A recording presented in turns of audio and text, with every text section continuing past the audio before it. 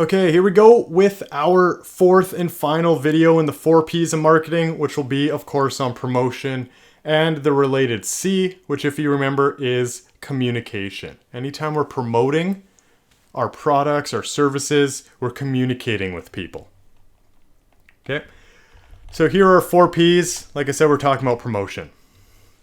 What I'm going to do to start is I'm going to show you a video game teaser trailer. Okay, so a teaser is just a very short trailer that announces a video game, and it's something just to try and hype people up, right?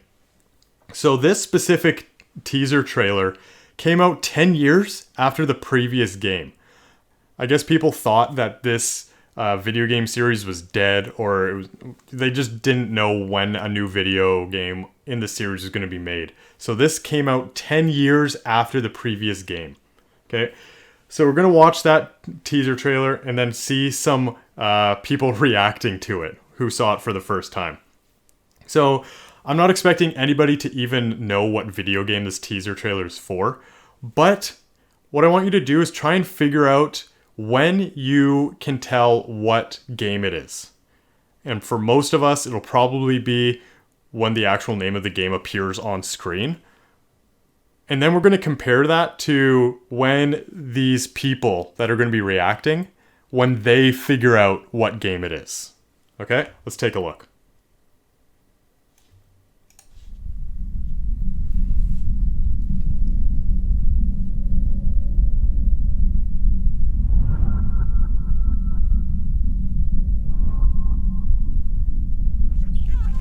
And this is when I would know when it is, what the game was.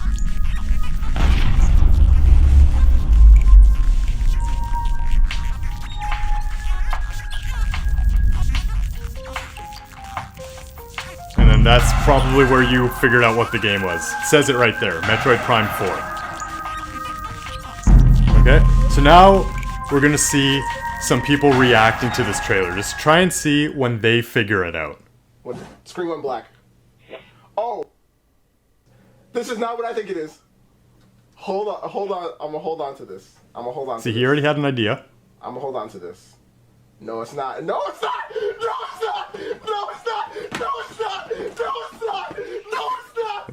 No, it's not! No, it's not! No, it's not! No, it's not! No, it's not! No, it's not! No, it's not! Oh my God! Metroid Prime 4! Let's go! Let's go! Alright, we got another guy here. Is this Metroid? See, he already guessed it. This is Metroid. Oh, don't. Oh my goodness! Oh my goodness!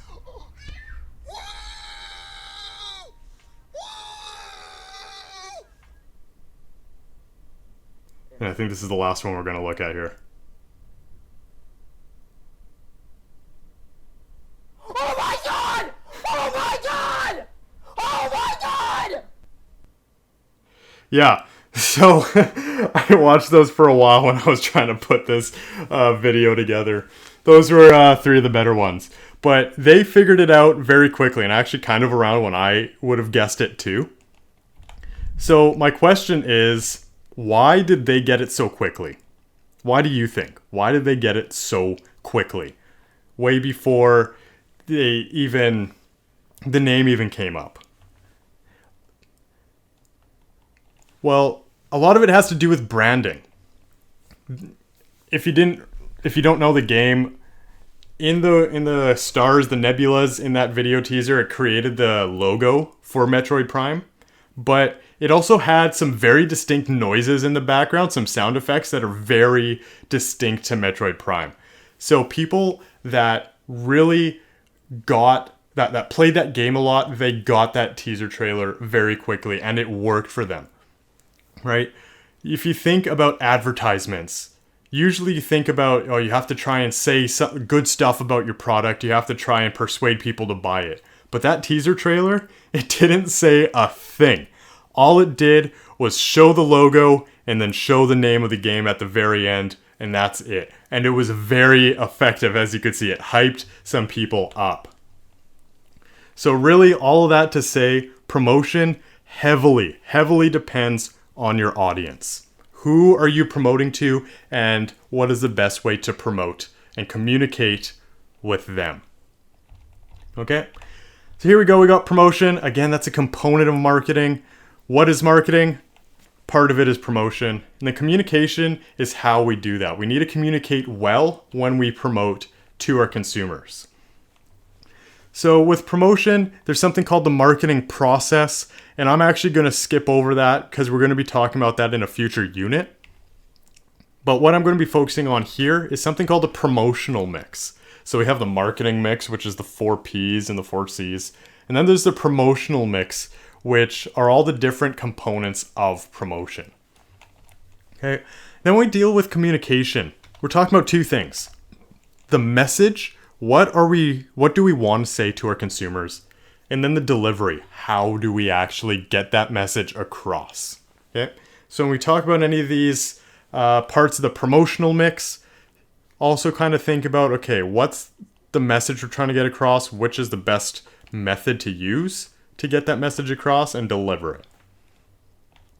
Okay, so let's talk about the promotional mix. I'm going to show a wheel here with all the different types. The first one is advertising. Okay, and this is usually what people think of when they hear the word marketing, right? So as we can see, advertising and marketing are not the same thing, because marketing is this huge umbrella term. And then one part of marketing is promotion. And then one part of promotion is advertising. So it's actually a pretty, I don't want to say it's a small part of marketing, but it's a part of a part. So advertising, and we'll talk about each of these in depth as we go. Personal selling, which is essentially when you have somebody trying to sell you a product, right? You go into a store and you always have those people, hey, can I help you find anything? Yeah. Personal selling. Then we have sales promotion. I know there's a lot of these terms that all sound so similar. But when we say sales promotion, those are things like those 50% off sales, right? Buy one, get one free, contests, freebies, sweepstakes, those loyalty programs, right? That's what we refer to when we say sales promotion, okay? So when we just say promotion by itself, that could be this entire wheel, but when we say sales promotion, that's when we're doing discounts and coupons and all those good things. Okay, public relations, which is how do we deal with our public image and deal with the public. Direct marketing, which is essentially how do we market to individuals as opposed to a whole bunch of people at the same time. And then event marketing. How do we actually host events or sponsor events, and how does that all work? Okay, let's start with advertising. What is it? Well, it's essentially paid broadcasting media to the consumer. So it's a broadcast. We create some sort of advertisement and we're throwing it out to people to watch. So what are some examples? TV commercials, right? TV commercials, you just create a commercial, you pay for a spot in between some program, and they show it on TV, and you're just broadcasting it, right? There's Terry Crews riding a tiger in the Old Spice commercials. Ads, right? So you get those ads, whether it's on YouTube videos, whether it's on your social media, like on stories or in your feeds, right? There's this annoying guy with a Lamborghini in his garage. I hated those ads. You have banner ads. So these are on websites. Here's one from YouTube. The ones that are usually right above your video. Suggestions there. But then we also have print ads, right? So billboards, posters, bus stop signs, things like that. Here's a pretty unique one here. Wear your seatbelt. Tick it or click it, am I right? So yeah, we got the billboards, and then, yeah, like I said, print ads such as posters, ads in magazines and newspapers, things like that. Okay, so that's advertising. You're just making something and you're just trying to send it out there and hoping people see it, and it's enough to persuade people to buy. But another way to persuade people to buy is through the use of salespeople. And that's what personal selling is. That's the term for sales, is personal selling. So salespeople interacting directly with consumers, right? So this could come into two forms. And we would call it business to business selling, where you are part of one business and you're trying to sell your products or your service to another business, right? So let's just say, for example, I used to work for a company and we made deli meats. They made hams and salamis and all that stuff, right? And then we would have salespeople that would then try to sell our products to places like grocery stores and delis and restaurants, pizza places, right? So that would be business to business selling. And if you're wondering, I was just a driver. I was the delivery driver. It was one of my first jobs. So I wasn't making it or doing any of the sales myself. Then we have business to consumer marketing. And this is essentially anytime you go into a store in the mall, like I said, you have people asking you, you know, can I help you find anything? What did you come in here for? Like all that stuff. That's business to consumer. It's the business selling to the end customer. Okay. I won't get into these too much. Outbound sales is essentially when people leave their business to try and find sales, right? So again, the company I worked for, if the salespeople actually went to the grocery stores or went to the delis, the restaurants to try and make sales, that's outbound sales. Inbound sales is when the customers come into your store and then you try to sell them stuff. So again, places like the mall. Sales promotions, as I talked about, so things like coupons and discounts, contests. And the way to describe all of those are short-term incentives to influence purchases, right? Short-term incentives, trying to push people or nudge people towards that purchase with a discount, with a sale, right? Coupons, freebies, buy one, get one free. You see that with pizzas all the time. Do I have the slide on here? No, I don't.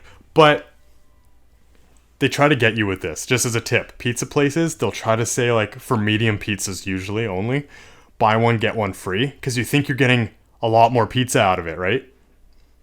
However, one large pizza is bigger than two medium pizzas, and that's how they try to get you with that. So if you want more pizza, go for the large.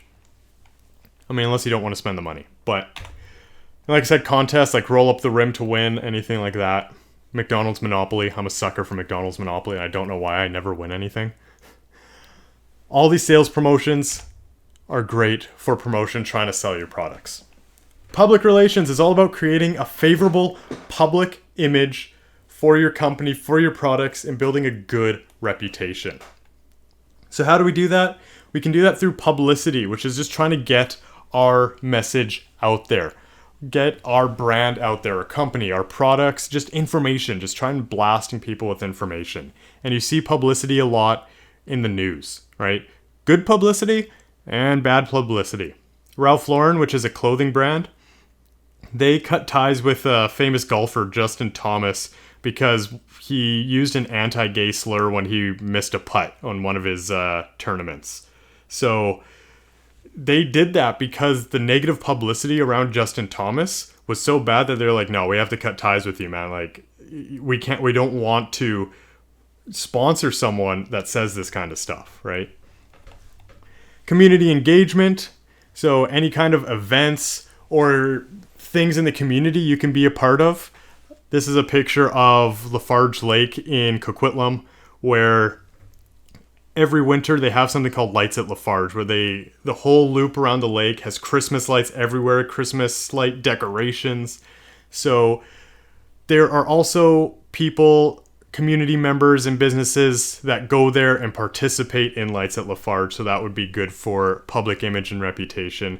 And then being part of social initiatives. Indigo, so places like Chapters and Kohl's as well.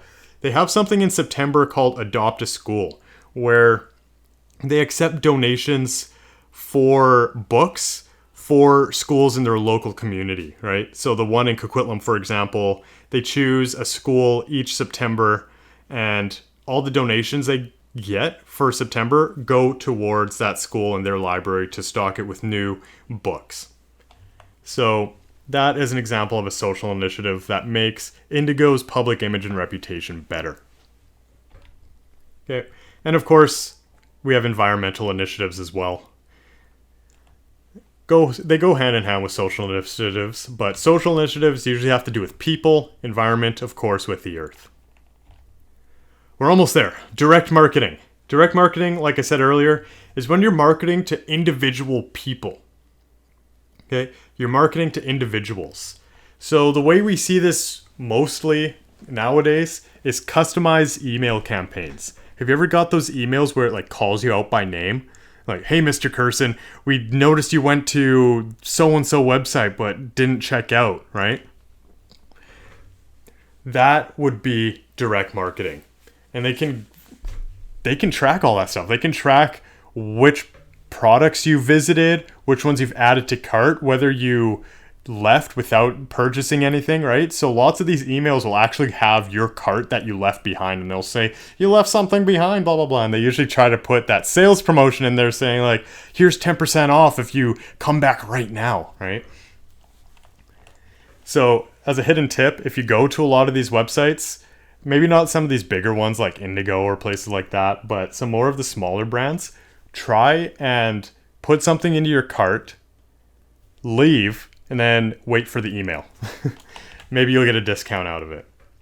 Okay, targeted social media ads are huge as well. We call this retargeting in marketing.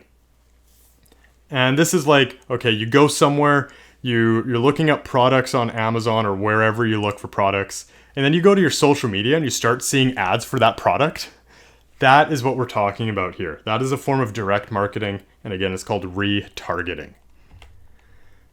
But back in the day, before any of this digital stuff, direct marketing was really had to do with sending flyers and coupons to your house.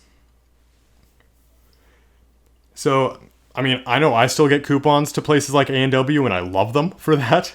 But the way they work is, if you notice on coupons, most of them should have a barcode on them. And A&W headquarters, the regional headquarters, whatever, they will figure out, okay, which barcodes are we sending to which postal codes? And then when you use your coupons, the A&W restaurants will collect those coupons and send them back to their regional headquarters or wherever. And then people scan them, and then they can see, okay, this postal code used a whole bunch of coupons, let's keep sending them to them. But then they'll say, okay, this postal code used almost none, so let's not waste our time and effort and money on them. So that's kind of where direct marketing started from, and then, this is where we are now. Lastly, we have event marketing. So this is when you have in-person events, or I guess sometimes now online events, and you can either host these events, you could participate in them, or you can sponsor them. So if you look on the right here, this is a event in Port Moody called the Rib Fest. So Rib Fest is hosted by the Port Moody Rotary Club. It's sponsored by Oni, which you can see at the bottom there. It says presented by, but that really means sponsored. And then all of the food trucks in Rib Fest are the participants. So if you can get into events such as this, we talked about, Lights at Lafarge as well, those kind of more community events. That is great marketing as well. Okay, before I end this video, I do want to talk about communication just for a little bit. I'm going to show what the steps in a communication plan are. I'm not going to require that for this course, but just for your aware, if you want to pause and just take a look here. There's different steps to a communication plan. How are we actually going to promote our products? Who are we going to promote it to right there? Like step 1, what are our objectives? How much money do we have? What's the message we're trying to say? Which media are we going to use? Advertising or personal selling or whatever. Then you actually create it, and then you monitor and assess it, right? I'm just going to skip ahead to number 4 because I really want to talk about message, right? Like I said earlier, communication has a lot to do with message. So what message will help you achieve your objectives? Which usually are probably going to be sales. Your objective is usually going to be sales. So you need some sort of unique selling point that you're going to try and tell your consumers about. That's usually what your message is going to be. Something unique about you as your company or you and your product that will make people want to buy it. And again, when we go back to our product video, It's usually features and benefits, right? But is our message going to be rational or is it going to be emotional? Rational means we're trying to persuade our consumers with things like, this is a very good price for our product. This is a very useful product and it's going to help you out, right? Emotional is where you're trying to tie in your consumers' emotions so that they would buy your stuff because they're doing something good, right? We're planting trees if you buy from us, right? That is an emotional appeal, whereas a rational appeal is like, you know what? This phone is the fastest phone on the market and it'll, upload your Instagram pics or your TikToks faster. I don't know. Okay? I'm going to leave everything else there. As we go through the course, we're going to talk more about each of these different promotional aspects as well.